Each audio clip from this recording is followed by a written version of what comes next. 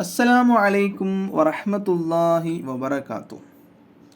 പഠിക്കുന്നത് സ്വപ്നം കണ്ടാൽ, അറിവ് പഠിക്കുന്നത് ഒരാൾ സ്വപ്നം കണ്ടത് എന്തും അറിവാവാം അല്ലേ? ഖുർആനാവാം, ഹദീസാവാം, കിതാബാവാം, മറ്റുള്ള സ്കൂളുകളിലെ ബുക്കാവാം, എന്തായിക്കോട്ടെ. അറിവ് എന്ന് പറയുമ്പോൾ മൊത്തത്തിൽ എല്ലാം പറയും അല്ലേ?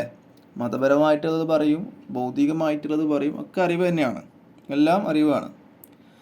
അപ്പോൾ അങ്ങനെയുള്ള അറിവ്, ആ അറിവ് ഒരാൾ എന്തായി പഠിക്കുന്നതായിട്ട് അങ്ങനെ സ്വപ്നം കാണാണ്. ഒരു കിതാബിൽ പറയപ്പെടുന്നു,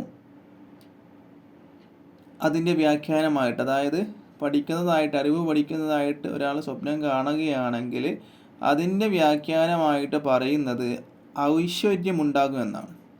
ദരിദ്രന് ഐശ്വര്യമുണ്ടാകും. ഒരു ദരിദ്രനായ ആളാണിത് കാണുന്നത്. ഇത് കാണുന്നത് അറിവ് പഠിക്കുന്നതായിട്ട് സ്വപ്നം കാണുന്നത്. അങ്ങനെയാണെങ്കിൽ